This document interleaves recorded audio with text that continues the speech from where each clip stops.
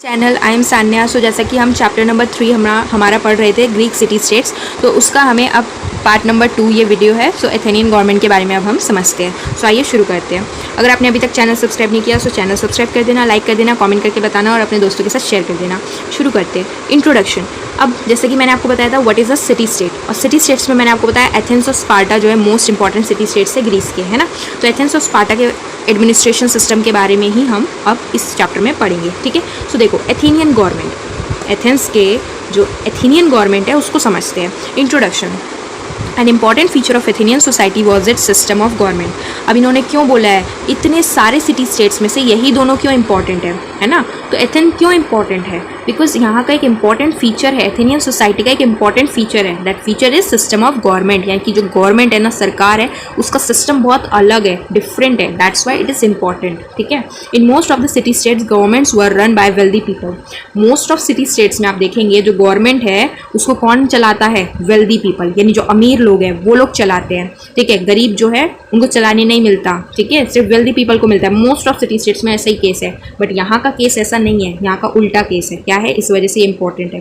Athens become famous as it was the only city state in which all male citizens rich and poor alike govern themselves. तो Athens इसलिए इतना ज़्यादा famous है क्योंकि ये सिर्फ एक लौता ऐसा सिटी स्टेट है जिसको सारे के सारे मेल सिटीजन्स रन करते हैं, ठीक है। जितने भी मेल सिटीजन्स हैं वो सब के सब रन करते हैं। Not only wealthy citizen, all mail citizen, चाहे वो अमीर हो चाहे गरीब हो, फ़र्क नहीं पड़ता, दोनों के दोनों सेम तरीके से गवर्न करते हैं, ठीक है। Women's and slaves however were not allowed to take part in the Athenian democracy. अगर आपने क्लास 8, क्लास 7, क्लास 6 या क्लास 9 की हिस्ट्री पढ़ी होगी, 10th की हिस्ट्री पढ़ी होगी, तो वहाँ पे आपने देखा होगा कि जो एंशियंट टाइम था उस समय जो वुमेन्स थी उनको नहीं मिलता था गवर्न करने के लिए, ठीक है। पॉलिटिकली उनको इंडिपेंडेंस नहीं मिलती थी। हालांकि हर तरीके की इंडिपेंडेंस उन्हें नहीं दी जाती थी, और पॉलिटिकली तो बिल्कुल नहीं, है ना। तो वही सिस्टम है, देखो वुमेन्स को नहीं दिया जा रहा। और जो स्लेव्स है, आपने रोमन में देखा था स्लेव सोसाइटी के बारे में, है ना। तो वहाँ पे जो स्लेव्स हैं उनके बारे में भी आपने पढ़ा, तो स्लेव्स को भी नहीं मिलता था। तो इन दोनों को, वुमेन्स एंड स्लेव्स को नहीं मिलता था पार्टिसिपेट करने के लिए एथेनियन डेमोक्रेसी में। लेकिन जितने भी मेल सिटीजन थे, चाहे अमीर हो या गरीब, उनको सबको मिलता था कि वो गवर्न कर सके। इस वजह से ये इसकी खासियत है एथेनियन सोसाइटी की कि जितने भी मेल सिटीजन है, चाहे रिच हो या पुअर, उन सबको क्या है, गवर्न करने का मौका मिलता है, सिर्फ वेल्दी पीपल को नहीं मिलता, ठीक है। This is the famous quality of that place, ठीक है। अब देखो, growth of democracy in Athens. अब हम जैसे कि गवर्नमेंट के बारे में पढ़ रहे हैं, सबसे पहले हमने इंट्रोडक्शन देखा कि एथेनियन गवर्नमेंट है क्या, मतलब किस तरीके से चलता है। अब इसका एक एक करके हम समझेंगे। तो सबसे पहला पॉइंट है growth of democracy in Athens. Athens में डेमोक्रेसी आई कैसे? कोई भी चीज़ एकदम से तो नहीं आ जाती ना, है ना, कुछ ना कुछ हुआ होगा तभी तो आई होगी ना। तो ग्रोथ कैसे हुई डेमोक्रेसी की? एक बार में चुटकी बजाते ही नहीं आ गई, समय लगा, अलग अलग चीज़ें हुई, है ना। तो वही समझाया गया कि ग्रोथ कैसे हुआ डेमोक्रेसी का एथेंस में। तो आइए देखते हैं, क्या एथेंस में सबसे पहले से ही डेमोक्रेसी थी? वेरी फर्स्ट बिगनिंग की डेमोक्रेसी थी? नहीं, पहले मोनार्कियल सिस्टम था, ठीक है। देखो, like other Greek city-states, Athens also was under the monarchical rule at the initial stage of development. Incidentally, monarchy is the rule commonly hereditary by or in the name of a single individual. देखो, जिस तरीके से दूसरे Greek city states से ना, पहले के जो ग्रीक सिटी स्टेट्स की हम बात कर रहे हैं ना, तो जैसे सिटी स्टेट्स हुआ करते थे वैसा ही एथेंस भी एक सिटी स्टेट था, कोई फेमस नहीं था पहले, ठीक है। मोनार्कियल रूल के अंडर में था, ठीक है, मोनार्कियल रूल में था, राजा रूल करते थे। इनिशियल स्टेज ऑफ डेवलपमेंट, जब इसका डेवलपमेंट चल रहा था एथेंस का, उस समय मोनार्कियल रूल था यहाँ पे, डेमोक्रेसी यहाँ पे नहीं थी, डेमोक्रेसी नहीं थी, मोनार्कियल रूल था। इंसिडेंटली हम देखें तो मोनार्की रूल था, और वो कॉमनली कैसा था, हेरिडिटरी था, मतलब वंशज, यानी राजा का बेटा राजा, उसका बेटा राजा, इस तरीके से, कोई वोटिंग वगैरह कुछ नहीं होता था। जैसा हेरिडिटरी था वैसे चलता था, राजा का बेटा राजा, राजा के रिश्तेदार के बेटा राजा, इस तरीके से, ठीक है। तो Neleid Codrus was the last king of Athens. अब डेमोक्रेसी आएगी, कैसे आएगी समझो। तो ये इंपॉर्टेंट क्वेश्चन है MCQ के लिए। नेलियड क्वाड्रस क्या थे? लास्ट किंग थे एथेन के, ठीक है। क्यों? क्योंकि उसके बाद एबॉलिशन हो गया था मोनार्की का। तो लास्ट रूल कौन रहे? Neleid Codrus. With abolition of monarchy, oligarchy was established in Athens. अब मोनार्की का एबॉलिशन हो गया। क्या डेमोक्रेसी आई? अभी नहीं, डेमोक्रेसी अभी नहीं आई, सिर्फ मोनार्की का एबॉलिशन हुआ है। मोनार्की को हटा दिया गया और लाया गया ओलिगार्की को। अब ओलिगार्की क्या आपके दिमाग में से उड़ते हुए जा रहा होगा, ओलिगार्की क्या है ना।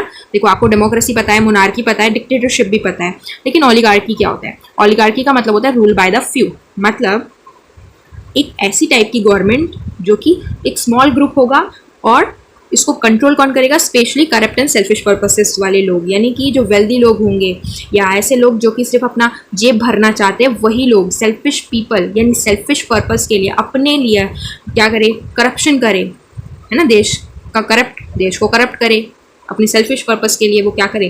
कंट्रोल करे, एक्सरसाइज करे गवर्नमेंट को, उन्हें ओलिगार्की बोलते हैं। ठीक है, मतलब एक तो होता है गवर्नमेंट, ठीक है, डेमोक्रेसी में क्या होता है? लोकतंत्र, सब लोगों के लिए सोचा जाता है। ठीक है, मोनार्की में भी ऐसा नहीं होता कि भाई सिर्फ अपना जेब भर रहे हो तुम। ऑटोक्रेटिक में तो होता है, बट ओलिगार्की आप बोल सकते हो ऑटोक्रेटिक मोनार्कियल रूल टाइप, लेकिन ओलिगार्की इज डिफरेंट, है ना। तो देखो ओलिगार्की का मतलब एक गवर्नमेंट, एक ऐसी टाइप की गवर्नमेंट जो कि स्मॉल ग्रुप में होता है, और इसको कौन एक्सरसाइज करते हैं?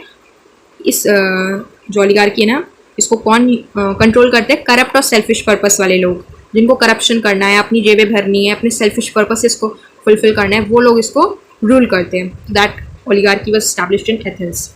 Under oligarchy common people had no voice. Oligarchy में क्या होता है? ओलिगार्की में जो कॉमन पीपल होते हैं ना, उनका कुछ वॉइस नहीं होता, उनकी कोई बात नहीं सुनी जाती। ठीक है, इन द एडमिनिस्ट्रेशन, जो एडमिनिस्ट्रेशन का होता है ना, उसमें कोई इनकी बात नहीं सुनी जाती कॉमन पीपल की, of monarchy. However, the nature of Spartan government may be described as follows. तो इस तरीके से आपको नेचर दिया हुआ है स्पार्टन गवर्नमेंट का। एक सेकेंड, सॉरी, स्पार्टन गवर्नमेंट कहाँ से आ गए हम? यहाँ पे थे ना। हाँ, तो देखो हम बोल रहे थे ओलिगार्की के बारे में। सो ओलिगार्की में क्या है? ओलिगार्की में कॉमन पीपल का कोई भी वॉइस नहीं होता एडमिनिस्ट्रेशन में। ठीक है, in the country even they had no right to express any opinion regarding the administrative matters. और कोई भी एडमिनिस्ट्रेटिव मैटर हो, उनका कोई राइट नहीं होता कि वो अपना एक्सप्रेस करे अपने ओपिनियन को एडमिनिस्ट्रेटिव मैटर्स में। ठीक है, जैसे कि डेमोक्रेसी में या मोनार्की में क्या होता है कि जो जनता होती है, जो प्रजा है, वो अपने ओपिनियन रख सकती है, लेकिन ओलिगार्की में ये सब कुछ भी नहीं होता। लोग अपने ओपिनियन नहीं रख सकते। कौन? Common people. When discontent of the people against the oligarchical rule went to the extreme, the merchant class joined the upper class to reform the government. और जब लोगों का इस तरीके से डिसकंटेंट देखने को मिला, लोग जो है खुश नहीं थे इस चीज़ से, तो ओलिगार्कियल रूल से वो लोग बिल्कुल भी खुश नहीं थे, तो उन्होंने क्या किया? मर्चेंट क्लास जो थे, मर्चेंट क्लास ने अपर क्लास के साथ ज्वाइन करके इन्होंने क्या किया? गवर्नमेंट में रिफॉर्म लाना शुरू किया, मतलब रिफॉर्म लाने की कोशिश करी, और वो सफल भी हुई। तो देखो in 594 BCE they called upon Solon. Solon कौन है? A learned man to head the Athenian government. एक पढ़ा लिखा आदमी है जो कि एथेनियन गवर्नमेंट को क्या करने वाला है? चलाने वाला है। तो 594 BCE में उन्होंने सोलोन को बुलाया। ठीक है, मतलब कि मर्चेंट क्लास ने क्या किया? अपर क्लास को ज्वाइन किया। अब उन्हीं में से कोई होगा सोलोन, तो उसको क्या कर दिया? उसको जो है एथेनियन गवर्नमेंट का वो बना दिया, रूलर बना दिया। He was given full powers, उसको सारी पावर दे दी गई to bring about economic and political reform, ताकि वो इकोनॉमिक, आर्थिक और पॉलिटिकली क्या ला सके? रिफॉर्म्स ला सके, बदलाव ला सके। ठीक है, जो चीज़ें थी ओलिगार्कियल रूल में, मोनार्कियल रूल में, उन सब से वो सब चीज़ों को हटा के क्या करे? नई चीज़ें लाए जो कि जनता के हित में हो। ठीक है, सोलोन रूल्ड एथेंस टिल 561 BCE। सोलोन ने कब तक रूल किया एथेन में? 561 BCE तक। ठीक है, 594 में आया और 561 BC तक रूल किया। Solon was to lay down the rules how Athens would be administrated. Solon ने वो सारे रूल्स रेगुलेशन लिख डाले जिस तरीके से एथेन को एडमिनिस्ट्रेट करना है, ठीक है, चलाना है। It was Solon who laid the foundation of democracy in Athens. और ये सोलोन ही था जिसने फाउंडेशन लाया किसका? Democracy in Athens. एथेंस में डेमोक्रेसी पहले से नहीं थी, है ना। सबसे पहले क्या थी? मोनार्कियल रूल था। मोनार्कियल रूल के बाद ओलिगार्की आया, और ओलिगार्की के बाद अब जाके डेमोक्रेसी आएगा।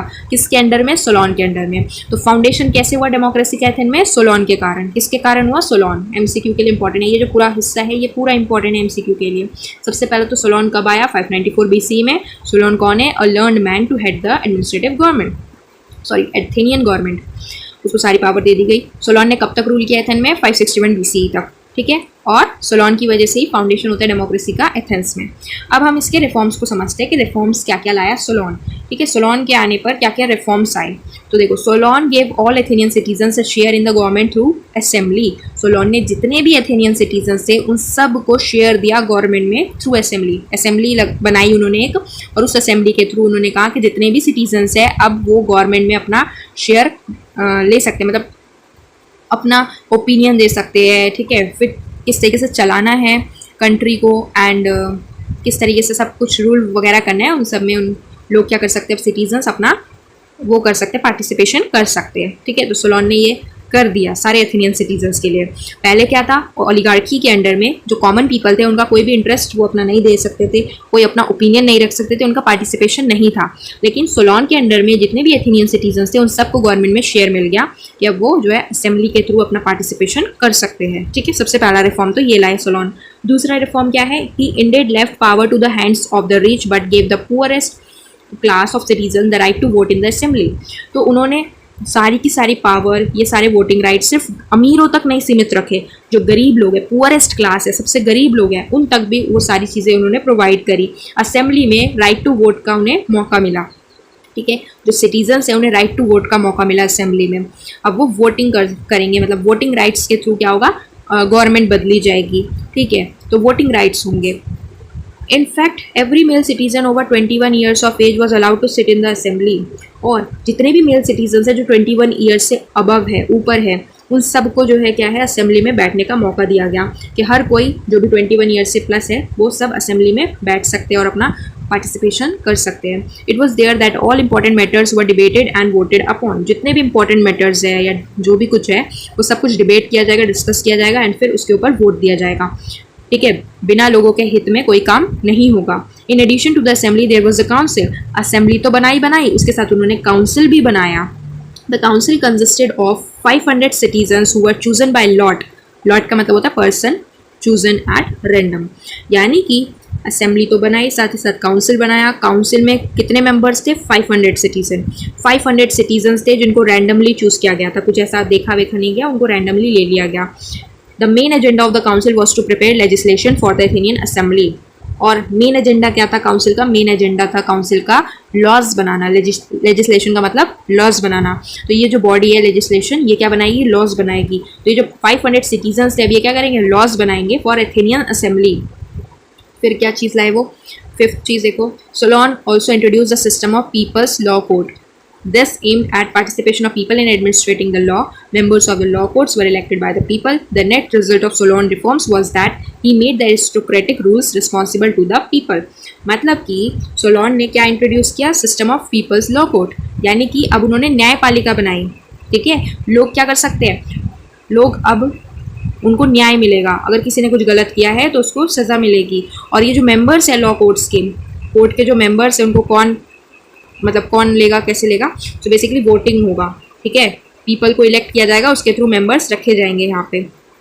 ठीक है, और इस तरीके से सोलोन ने रिफॉर्म्स लाया ताकि जो एरिस्टोक्रेटिक रूलर्स जो थे उनको हटाया जा सके और बेसिकली जो लोग हैं उनको सबको इक्वली राइट्स मिल सके। ठीक है, तो सोलोन ने ये जो system of people law court है इसको भी वो लाए बेसिकली। ठीक है, तो these are the reforms by Solon. ये सोलोन के सारे रिफॉर्म्स थे। ठीक है, अब सोलोन तो चला गया। ठीक है, सोलोन चला गया, अब कौन आया इसके बाद, तो इसके बाद आए क्लेस्थेनस। तो क्लेस्थेनस ने भी कुछ रिफॉर्म्स लाए। ठीक है, एथेनियन सोसाइटी के लिए क्लेस्थेनस भी कुछ रिफॉर्म्स लाए, तो उसके बारे में हमें समझना है।